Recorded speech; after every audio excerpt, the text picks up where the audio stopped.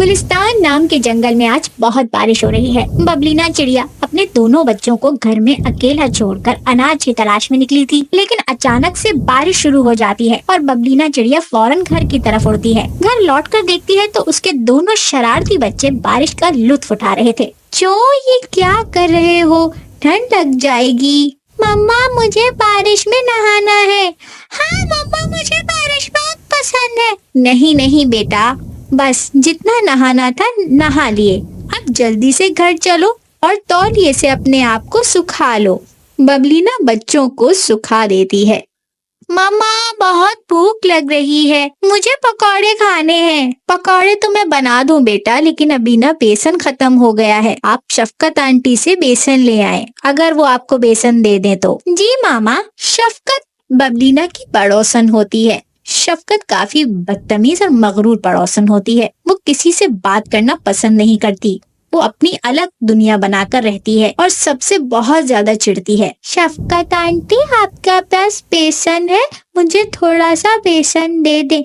आज मम्मा बेसन के पकौड़े बनाएंगी पर बेसन खत्म हो गया है। बस मांगना आता है, कुछ नहीं है मेरे पास। चलो जाओ यहाँ से, बड़े आए बेसन दे दो हमें। किट्टू रोने लग जाता है और वहाँ से चला जाता है। मम्मा शफकत आंटी गंदी है, उन्होंने मुझे डांटा और बेसन भी नहीं दिया। नहीं बेटा, ऐसा नहीं कहते, वो आपसे बहुत बड़ी हैं, बड़ों की इज्जत करनी चाहिए। कोई बात नहीं अगर उन्होंने आपको डांट दिया, बुरा नहीं मनाते हैं। बबलीना किट्टू को समझाने लगती है। चलो एक काम करते हैं, मैं चने की दाल को पीसकर उसके पकौड़े बनाती हूँ, ठीक है? ठीक है मम्मा। बबलीना चने की दाल को पीस लेती है और फिर गरम गरम पकौड़े बनाना शुरू करती है और फौरन ही गरम गरम पकौड़े तैयार कर लेती है। ये लो बच्चों, तो गरम गरम पकौड़े तैयार हो गए हैं और ये सब बारिश में पकौड़ों का मजा लेते हैं।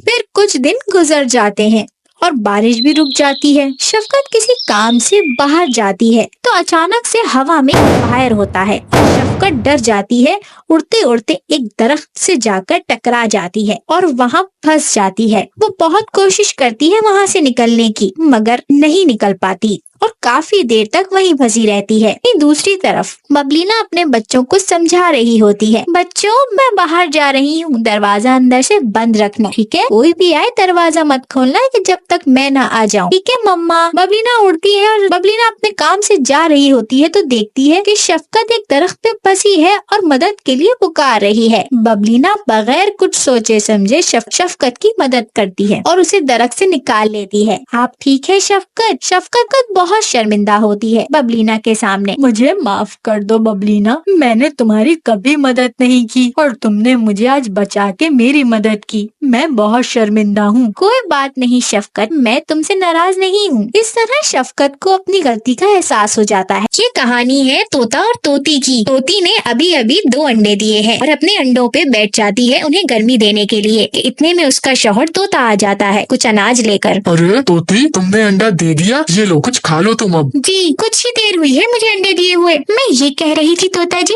कि ठंड का मौसम है, जंगल में बर्फबारी कभी भी हो सकती है। इस तरह तो हमारे अंडे खराब हो जाएंगे। हमको पक्का घर बनाना होगा और अपने अंडों को वहाँ रखना होगा ताकि वो महफूज और गर्म रहे। और आप तो जानते ही हैं कि बड़े परिंदे वैसे ही इसी फराख में रहते हैं कि हम जैसे छोटे परिंदों को खा सकें। इसीलिए मैं कह रही हूँ कि पक्का घर बना लेते हैं। तुम सही कह रही हो, मैं इसी बात से परेशान हूँ कि पक्का घर इतनी जल्दी कैसे बनेगा। खैर तुम ये सब छोड़ो, अभी जो मैं अनाज लाया हूँ पहले तुम ये दाना खा लो। रात हो जाती है और वो दोनों सो जाते हैं। सुबह होते ही तोता पक्का घर बनाने के लिए लकड़ियां जमा करना शुरू कर देता है।